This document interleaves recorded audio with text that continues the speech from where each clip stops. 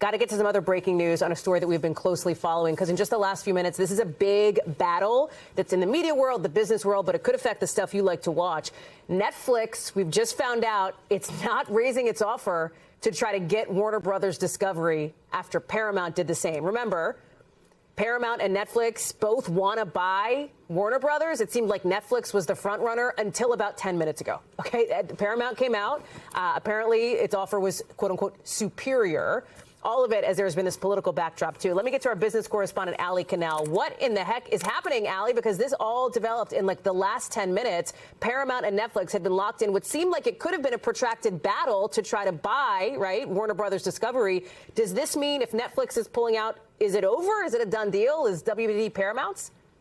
It seems like it at this point. Netflix did have 4 days to counter with a superior deal. And just to back up here, the sweetened Paramount deal valued Warner Brothers Discovery at around $77 billion minus debt. So just around $31 a share. This was for the whole company. Netflix just wanted the studio and streaming side. Their offer was just under $28 a share. That gave WBD an equity valuation of around $72 billion. Now, I want to read a brief statement here from Netflix. They said, quote, "The transaction we negotiated would have created shareholder value with a clear path to regulatory approval. However, we've always been disciplined, and at the price required to match Paramount Skydance's latest offer, the deal is no longer financially attractive, so we are declining to match the Paramount Skydance bid." Now, I did speak with some prominent WBD shareholders who told me that Netflix would have to come in at around $32 a share in order to end this, and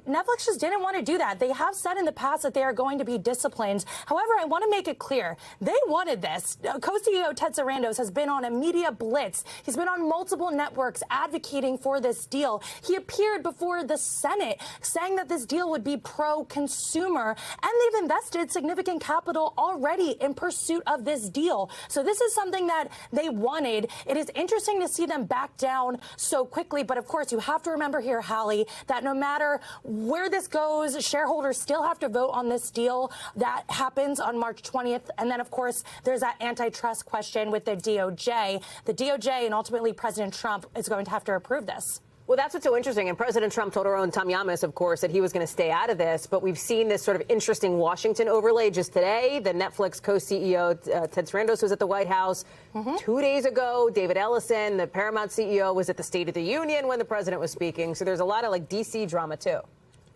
A lot of D.C. drama. That has also been a really interesting element here, especially because this has been a bipartisan effort on the Hill, really targeting this proposed Netflix WBD merger. It's going to be interesting to see if Paramount faces those same kinds of questions, those same kinds of inquiries. You would assume so.